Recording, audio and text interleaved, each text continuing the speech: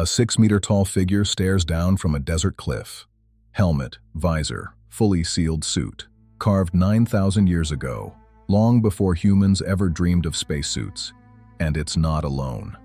A Stone Age tribe in Mali knew about an invisible star we couldn't see until 1970. Ancient Indians described flying machines and weapons that caused radiation sickness. The same impossible details keep appearing across continents. History calls it myth, but the evidence says something far more dangerous was here first. 6 discoveries. One question that refuses to die. What if we were never the first? Where in the world are you watching from? I want to know who's going down this rabbit hole with me. This is Ancient Cipher. Let's begin. Stone has never learned how to lie. In 1952, deep beneath a Maya temple, archaeologists lifted a stone slab and found a hidden staircase descending into darkness. 25 meters down, they discovered a sealed chamber no one had entered for over 1,000 years. Inside lay a king, but it was the lid of his sarcophagus that stopped the world. 5 tons of carved limestone. Look at it the official way. A king falling backward into the jaws of the underworld. The sacred world tree rising around him. That's the story. Now look again. A figure reclined, hands on controls, feet on pedals, body sealed inside what looks like a cockpit. Flames pouring from beneath him. Turn the entire image upright, and the fall into the underworld suddenly looks like liftoff. One carving. One impossible detail that refuses to die. Scholars call it a symbolic journey to the afterlife. Others look at the same stone and see a pilot in a machine. Pakal carved what he wanted to carry into eternity. Then he took the truth with him. But he is only the beginning. Far to the north, his own people left behind a book with numbers that should never have existed. A jungle civilization tracked a star with impossible precision, centuries before we could. In 1562, a Spanish bishop burned almost every Maya book he could find. Centuries of knowledge, reduced to ash in one afternoon. Only 3 books survived. One of them should not exist. The Dresden Codex. Inside its fragile bark pages, the Maya recorded the exact cycle of Venus, 584 days. Our modern measurement, 583.92 days. An error of 0.02%. No telescopes, no math instruments, just naked eyes and patient watching. But they didn't stop there. They counted time across hundreds of thousands, even millions of years. Spans no ancient society should have needed or known how to measure. How does a Stone Age civilization reach that level of accuracy? Why count time on a scale that makes no sense for simple farming or religion? Most of what they knew was deliberately destroyed.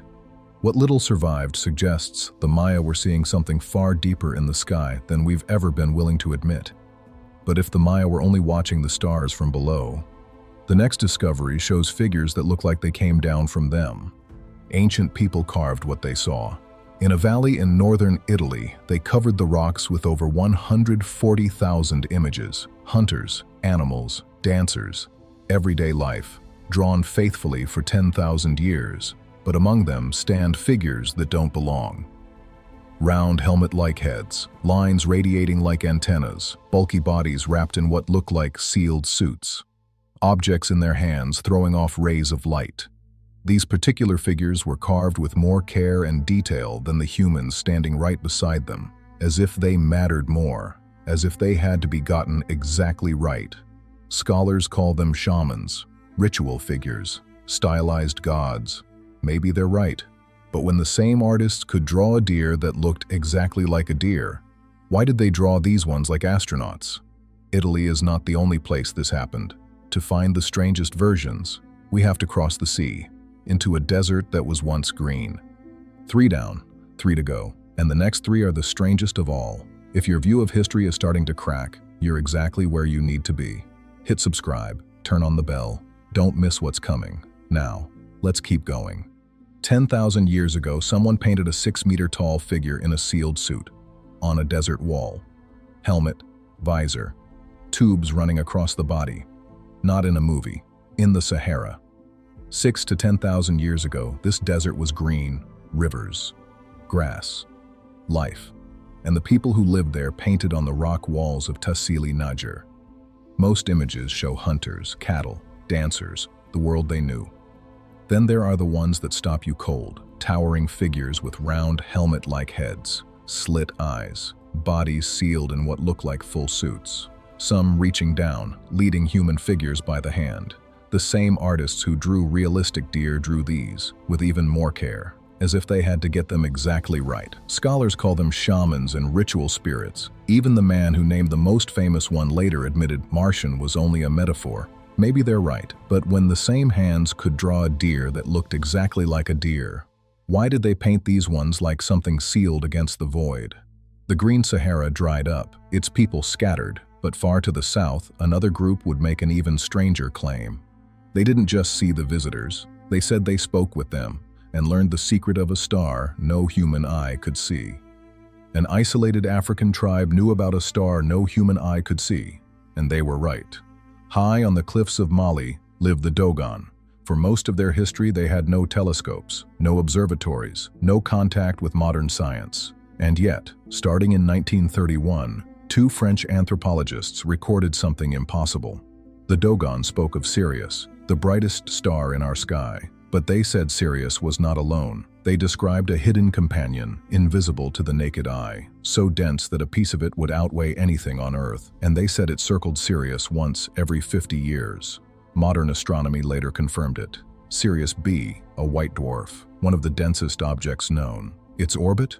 Roughly 50.4 years. The Dogon had it, centuries before we could prove it. Skeptics have an answer, and it deserves weight. They say contamination. A traveler or missionary brought modern knowledge, and it folded into Dogon tradition.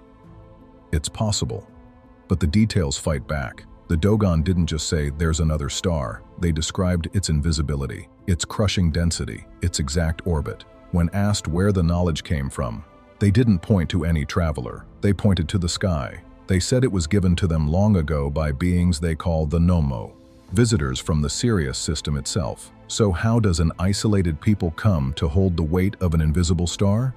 Either someone told them recently, and the timing is a staggering coincidence, or someone told them so long ago that the telling itself became myth. The Dogon say they were taught, and half a world away, in the oldest texts of India, another civilization didn't just describe visitors in the sky. They described the machines they flew, and the weapon that could end the world. The oldest texts in India describe a weapon that left survivors losing their hair and nails thousands of years ago. In two of the greatest epics ever written, the Mahabharata and the Ramayana, the ancients left behind something that still stops modern readers cold. They describe flying machines, not chariots pulled by gods, not mythical beasts, machines called Vimanas. They rose into the sky, they fought battles in the air. They were powered by engines and mercury. The texts describe them with technical detail that feels far too specific for pure myth. But it is the weapon that truly haunts. The Brahmastra. Unleashed, the texts say. It created a single blinding flash brighter than 1,000 suns. A towering pillar of fire rose into the heavens. Then came the aftermath. The land left barren for years. Survivors lost their hair and nails. Birds dropped dead from the sky. Read those lines again. The flash, the fire, the poisoned earth, the sickness that steals hair and nails. That is the exact signature of radiation, centuries before we split the atom. When Robert Oppenheimer watched the first atomic bomb detonate, he did not reach for his own words. He quoted the ancient text, "Now I am become death, the destroyer of worlds." The man who built the bomb saw his creation and recognized something the ancients had already written down. So what were these texts really? Sacred myths of a people, or the memory of something they actually witnessed, recorded by hands that had no language for it, and so called it the work of gods? Step back. A Maya king sealed beneath a pyramid with fire at his feet, a codex that mapped the heavens with impossible precision. Helmeted figures carved into Italian rock, a suited giant watching over the ancient Sahara, a tribe that knew the weight of an invisible star, and epics describing flying machines, and a weapon that poisoned everything it touched. 6 discoveries. 6 corners of the world, separated by oceans, by languages, by thousands of years. People who could never have met, all reaching for the same impossible image. Someone came from above. History can explain each one alone. Ritual, metaphor, coincidence. Genius. But hold all six together, and the explanations start to strain. How many coincidences does it take before coincidence becomes the greater leap of faith? Maybe these were just the dreams of our ancestors. Or maybe they were never dreaming at all. Maybe they were witnesses, recording what they saw in the only language they had, trusting that one day someone would understand. They left it in stone, in paint, in whispered memory. The question was never whether they were telling the truth. The question is whether we're finally ready to listen. So tell me in the comments, which of these six shook you the most? Coincidence or contact? If this opened something in you, give it a like, share it with someone who still thinks they know the whole story, and subscribe to Ancient Cipher. The deeper we dig, the stranger the truth becomes. The cipher is never fully decoded.